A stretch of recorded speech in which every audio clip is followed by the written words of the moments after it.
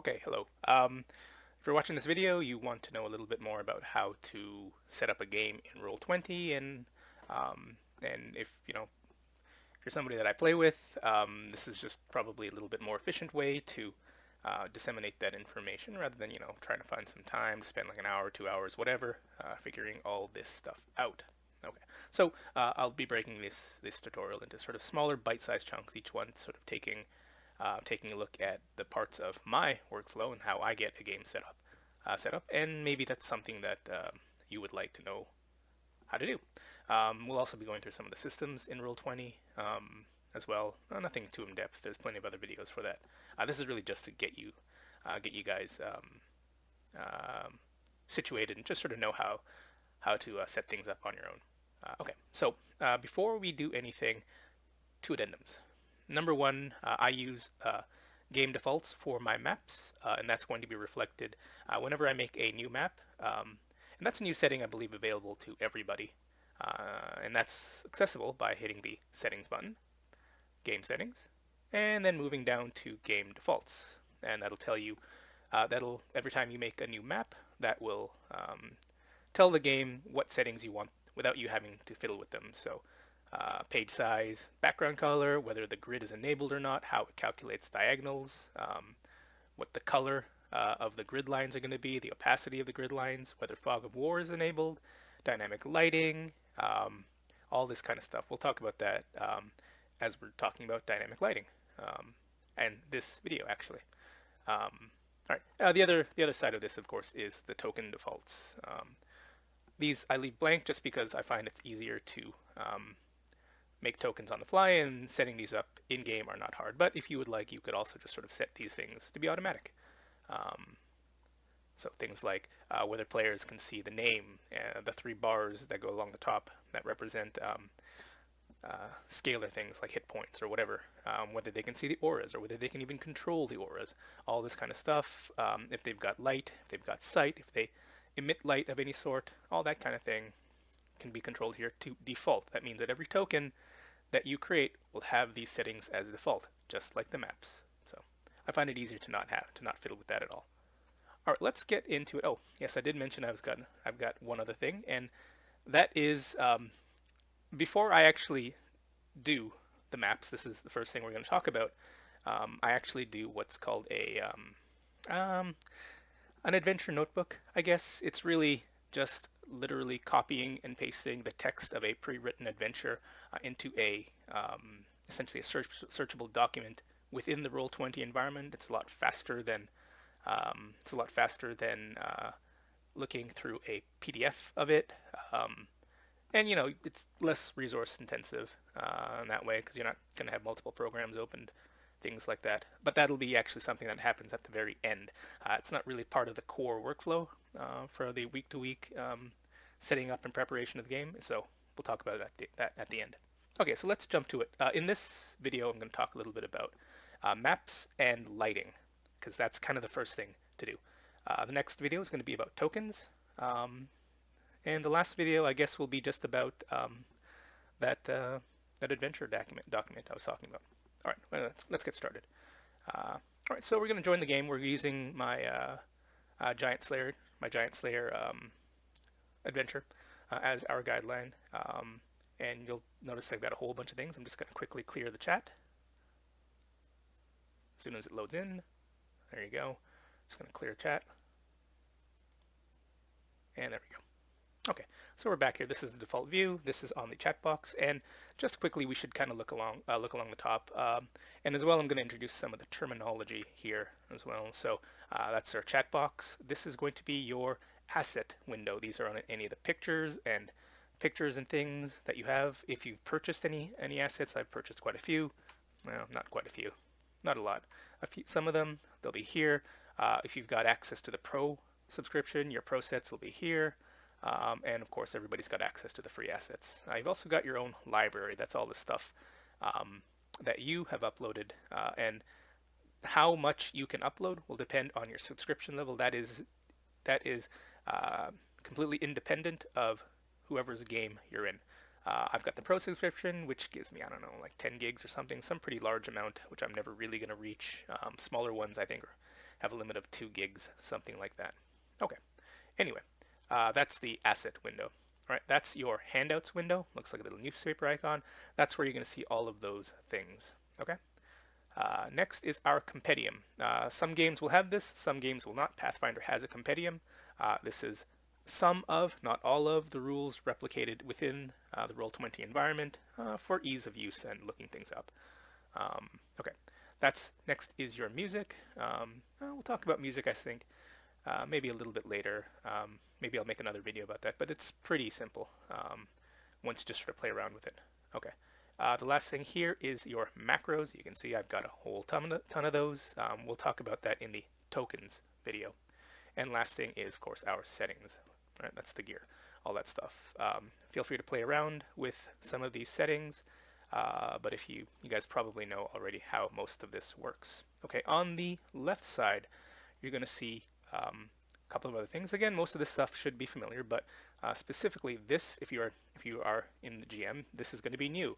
This is how you transition from the map and background layer, the objects and token layer. That's kind of the default layer where the players should be and the enemies that they are interacting should be. The objects and tokens layer, the GM info overlay, which is the layer that only the GM can see. So it's a good place to, for example, write text notes, or if you've got enemies that are hidden, you can keep them on that layer. And then, of course, we've got the dynamic lighting layer. All of these we will be talking about today. Other than that, we've got the drawing tool. This is new if you've got the Pro subscription and you've got access to APIs. This thing allows you to do all sorts of really neat effects like an acid beam, things like that. They're pretty cool. Can be a little bit resource intensive depending on the other person's computer. Other things we've got zoom. We don't really worry about that. Measurement tool, right? Easy stuff. This eyeball is the fog of war. I don't generally use it, but it can be quite useful. That's our turn tracker, and those are some dice. Don't really use that as well. And lastly, it's the help and stuff. Again, not all that useful, or not all that useful to me. Okay. The last thing we're going to talk about is the page toolbar. It's called the page toolbar here. I call it like the map ribbon. I don't know why, but this is where you're going to keep all of the maps. Now, I don't know if this is for sure, but Roll20, of course, is all based within your browser, and as far as I'm concerned, the fewer assets it has to load, the better. So all the maps that are not currently used are all archived, and if you wanted to access an old archived map, it's just a matter of going back, finding the map you want, and simply restoring it. Let's say our Croc Attack, which so terrorized our Paladin before. And you can see that's our Croc Attack map from a long time ago.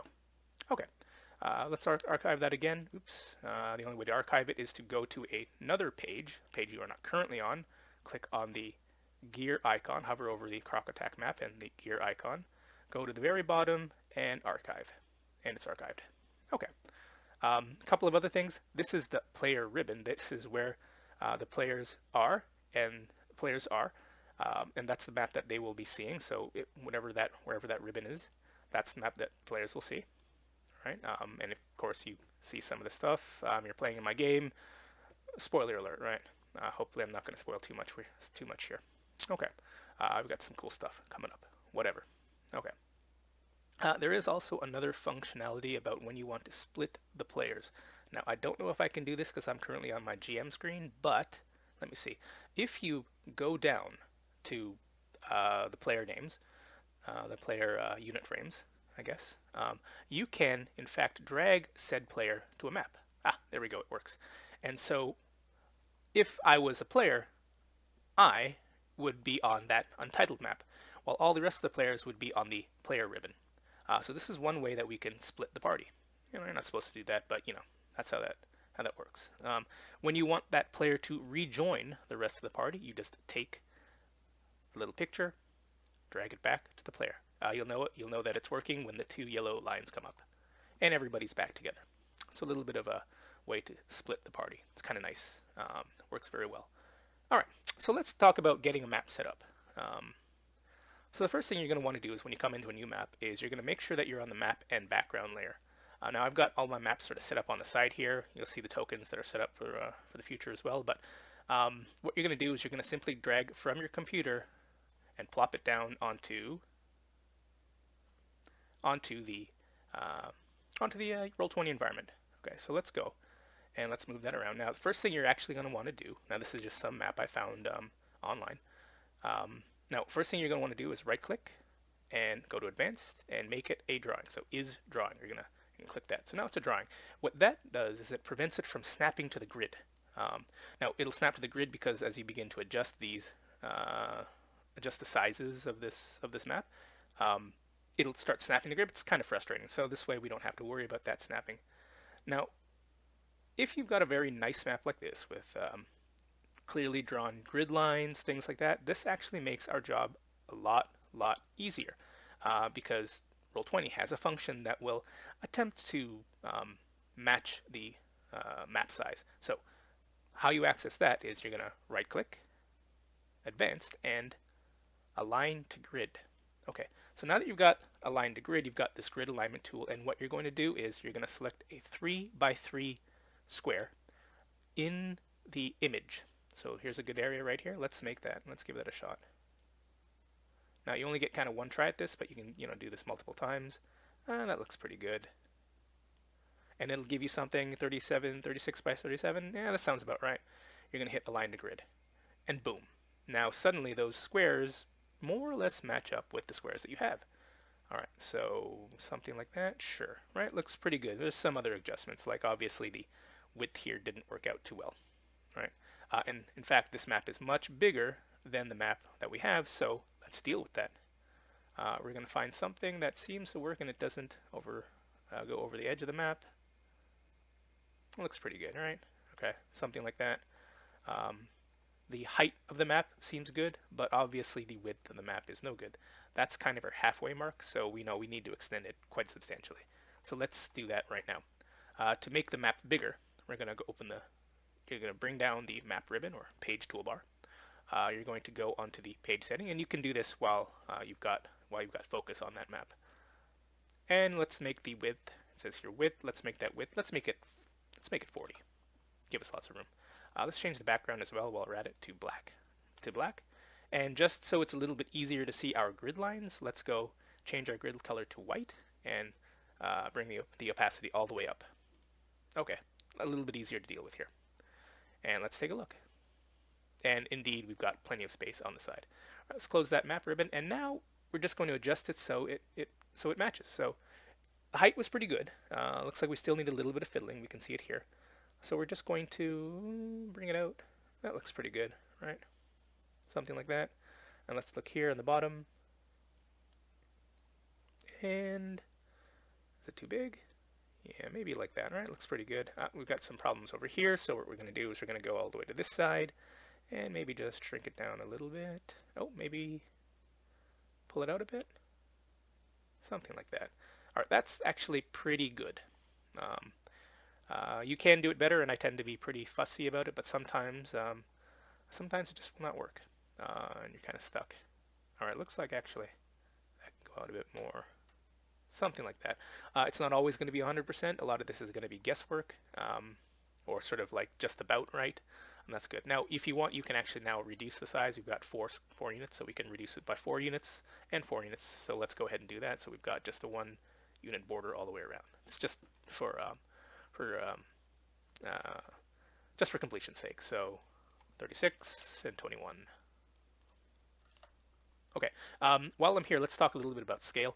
Of course, Pathfinder uses 5-foot squares, but you can set that to anything. You can make them 10 foot. You can make them 10 miles. In fact, when I do overland maps, I'll convert them to miles just so that it's easier to see.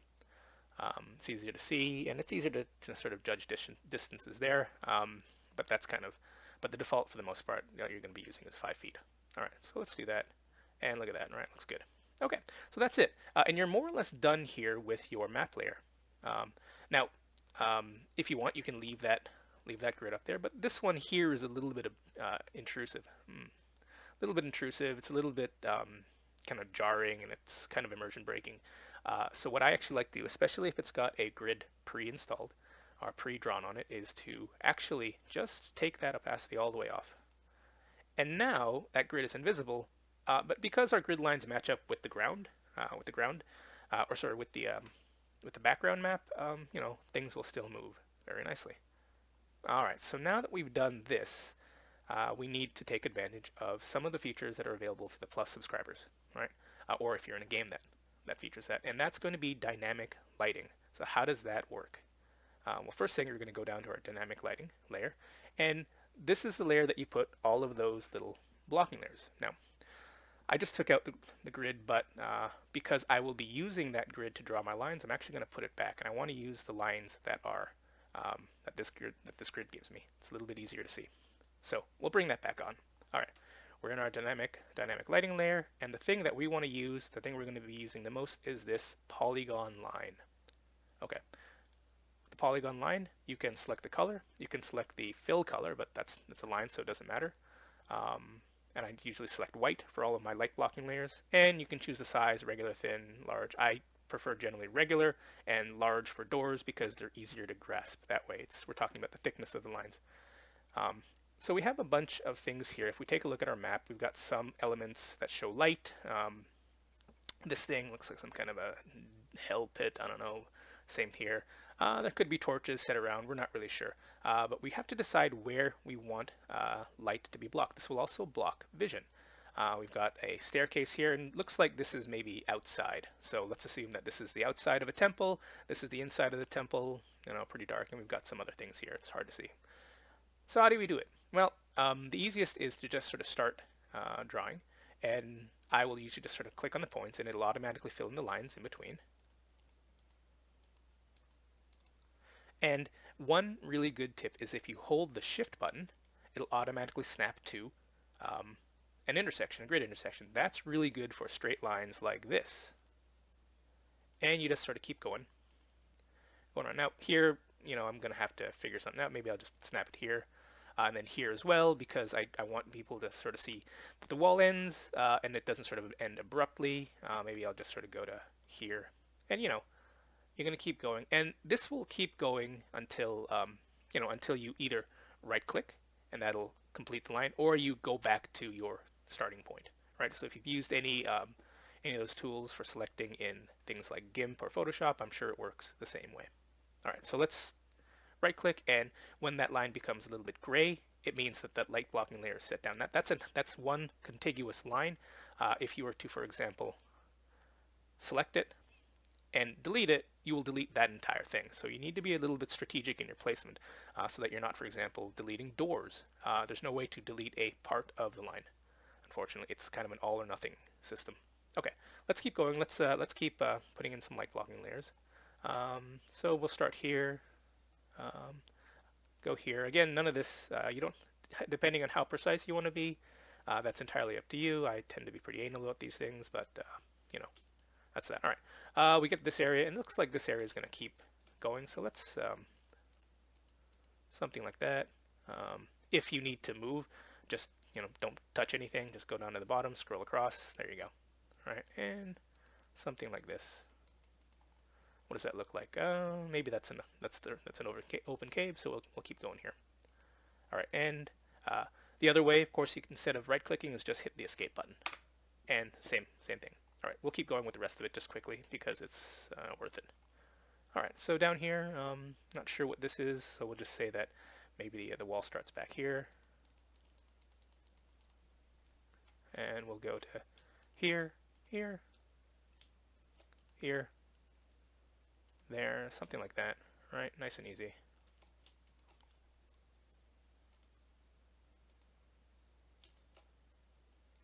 Keep going. I love it when it cooperates like that with me.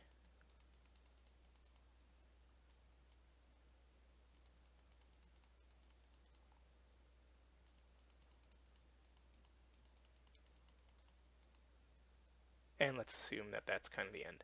If it is, I don't know. Maybe it is, maybe it isn't. It doesn't matter. It's fine. It's good enough for our purposes today. All right, so that's some of our light blocking layer. Now one thing Roll20 doesn't do is it doesn't do things like elevation changes, things like that. I've tried that before, and for example, you could put a line, say like this, to show that you couldn't see past it, but unfortunately it works both ways, so people can't see down it, nor can people see up it. So it's just easier, in my opinion, to not bother with that. All right, so now that you've got that done, you're set. Now, I can't actually show. Well, no, I certainly can. Now you can sort of see what the players would be able to see with these light blocking layers, and we'll do that really quickly right now. So remember to go back to objects and tokens, and let's get a random character. In fact, let's get my example character that I always use for this kind of thing, and that's going to be Shalelu Andasana. All right, let's drop her down. Okay, so what you can do to drop tokens or anything indeed from this section, and let's quickly hide that so I don't see all that stuff here, is you just make sure the name is highlighted, not the listing. This listing is for reordering within a list. So you can see, for example, I've got this alphabetical, but if I wanted to bring Alistair down, we just swap places. Okay, you're going to make sure you're grabbing the name, dragging it onto anywhere, and there is said player. Ooh, wonderful. Okay, and she's already got light on, and you can sort of see, but you can kind of see already just a little bit that she can see what's being seen, right? You can kind of see it moving around. You can sort of see that light going. It's a pretty cool effect. If you want to make it a little bit more clear, you can, on the selected token, you're going to hit Control L, and that will show you exactly what that character sees, right? And that's actually really good for checking your work. The other way, of course, is to open up another version of this on another browser or just another window, another browser tab, and then log in as a player. You can do that by going to the gear icon and rejoin as a player. So you'd have two instances of this, and that's an easy way to double check what people can see in real time as well. I used to do that. I don't really do that now. It's not really all that necessary, and I'm fairly good about just checking with this. Okay. So that's essentially setting up light blocking layers. Now, earlier we checked the restrict movement icon, and that means, that means that if you're a player, you wouldn't actually be able to move through this. Now, I can, of course, because I'm the GM, I can move them anywhere, and that doesn't apply to me, but the player controlling this token wouldn't be able to move past into this section. They would be blocked by that light. It essentially provides some sort of collision, rudimentary collision there. Okay. Now, we do have light sources on this map. So let's sneak her over here for a second, so maybe she can't see around the corner, whatever. And we have some light tokens, some sort of things that are emanating light. In fact, we've got two things. So let's do that. Now, how you set up lights is actually similar to how you set up tokens, and go a little bit more in depth into that in the next video. But for now, let's take a look here. We probably want to return to our map and background layer. So things that are on the map and background layer will be visible to the players as well, right? Same with objects and tokens, but not if they're on the GM info layer, and that overlay. And so that means that if you put a light source on the GM info overlay, they're not going to be able to see it. All right. So generally, so that the players can't accidentally move things, or like you can't accidentally move things. You don't accidentally move things as you're interacting with the map. You want to put things on the map and background layer. All right. So how do you do that? How do you make a light source? Well, you're gonna have to find something that's going to represent this. It could be something very, very tiny. Although the tinier you make it, the harder it's going to be able to see. So you're going to want something that you're going to be able to grab at some point. Now, I just happen to have this dirty overlay, blue something. I don't know where I got it from. So let's use that. So in the map layer, I'm going to simply this is my recent upload, but you could equally just find something on Google Images, and then drag it over, and save it to your computer, and then drag it into this screen, and that's how it controls. That's how you do your uploads. So I'm going to drag this overlay over, and there it is. So it's pretty unobtrusive. It doesn't really interfere with the thing. You can even make it smaller if you want to make it less obtrusive. All right, there you go. That's pretty good. In fact, actually, I'm going to make it a little bit smaller so it's even less visible. I know it's there. Okay. So to make a light source, you're going to just double click on it, go to the advanced, and it's going to emit a certain amount of light. Now, we have two different things going on here. We've got a light radius, a start of dim, and an angle. Angle controls in which direction it's facing, and you can tell which direction the light's going to come out by this little rotating thing. That's considered the top of the thing. top of the token. And so let's say these are, these are magma something. So let's say that the light visible from them, at least in a tactical sense, is say, maybe it illuminates out to 20 feet or so, fairly well. So we're going to put in a 20. Next, though, but it's not all going to be like bright light. Let's say it only emits like bright light, sort of at 5 feet around it. So actually, let's bring that up. Let's make that big so it sort of fits the entire crater. So everything sort of up to 5 feet around it will be visible, right? So let's make that 5 feet. All players see light, and you don't have to worry about the has sight, and we won't worry about the angle or multiplier for now. And click OK. And now that's emitting light. Now, there isn't really any, whoops, you can sort of see that I'm on the map layer, and it's very easy to shift things. The good thing is that you can hit Control-Z, and that will undo any sort of damage. But it's only a one-step undo. So if you keep screwing things up, you'll have to reset things manually. Remember, it's kind of an oh shit button. All right, so we're back. Now, unfortunately, unless you're running a particular API, what people see, that Control-L trick will not work because it only shows you the characters. So this is one of those cases where you would have to go back and take a look and see what the light effect is. So let's do that. Let's do that now. So let's rejoin as a player.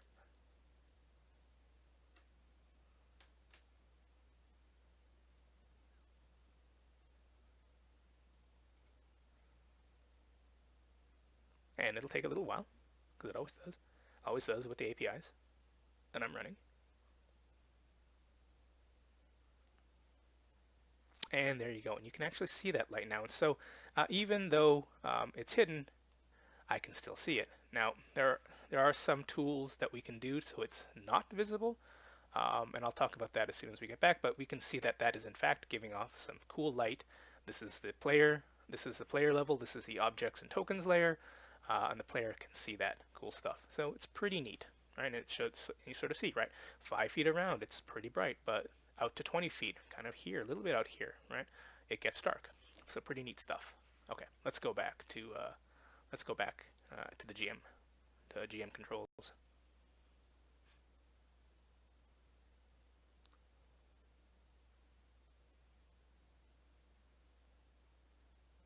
Waiting.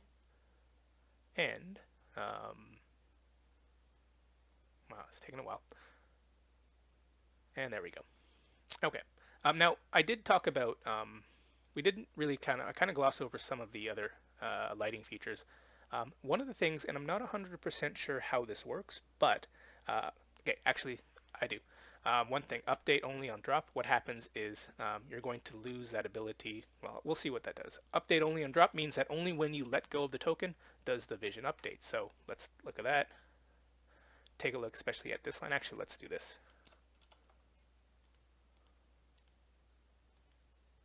Uh-oh, did it crash? Oh, no, I'm on the wrong layer. No? Yes, I'm on the wrong layer. That's why. There you go.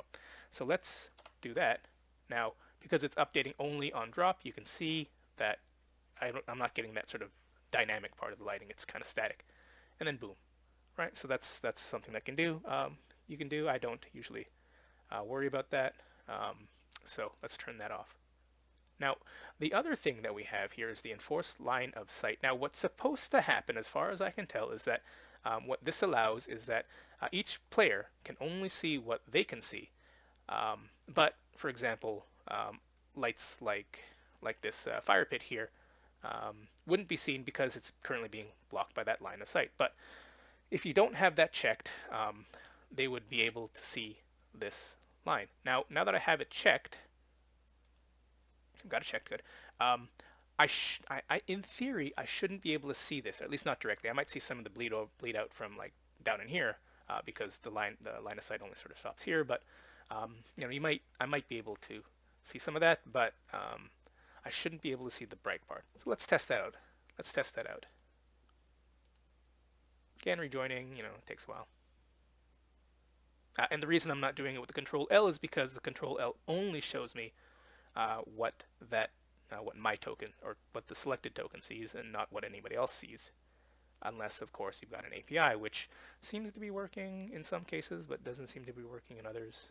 We were having some interesting problems with that last time. Okay, and obviously there's something weird going on because I can't see anything here.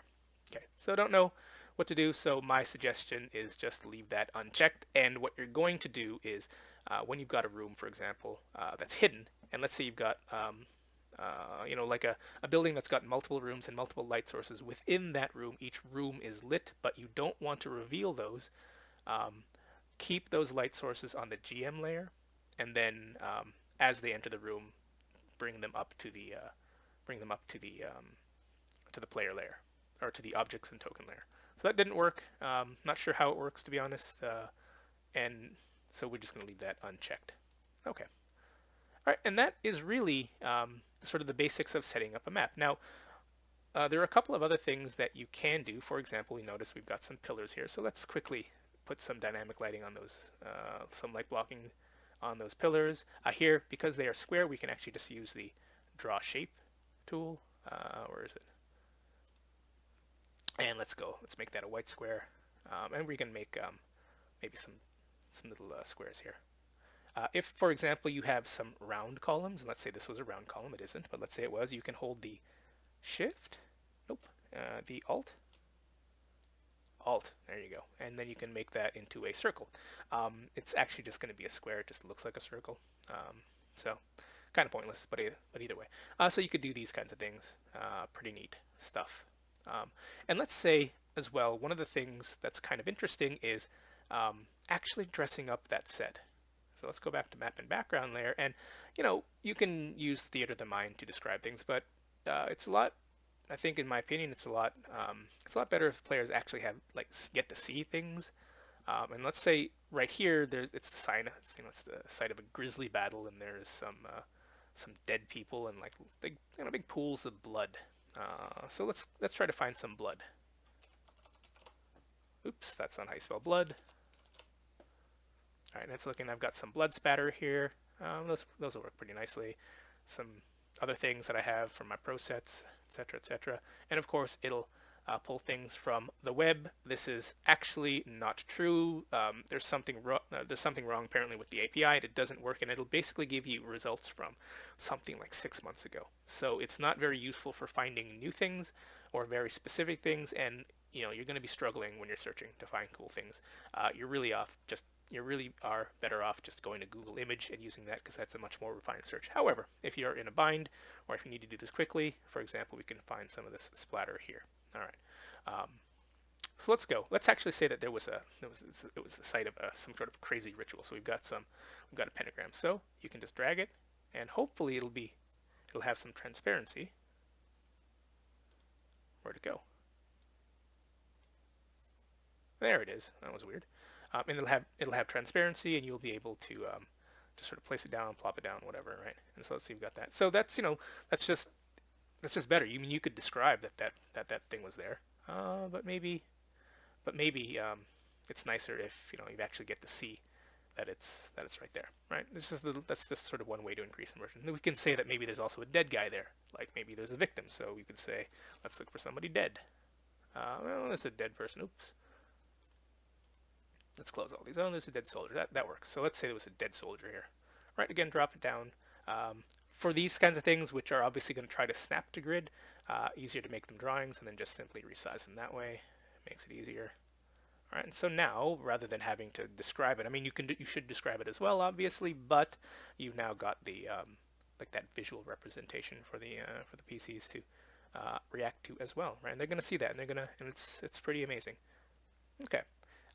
So that'll be it kind of for this particular video. I know it's been running a little bit long, probably a lot longer than I expected. But yeah, look forward to the next video. Next video, we're going to talk about making these tokens. And then maybe the third video will be about sort of music and that kind of stuff. Handouts, music and handouts. Yeah, we'll call it that. And then our fourth sort of supplementary video will be about this thing right here. Right there. Okay?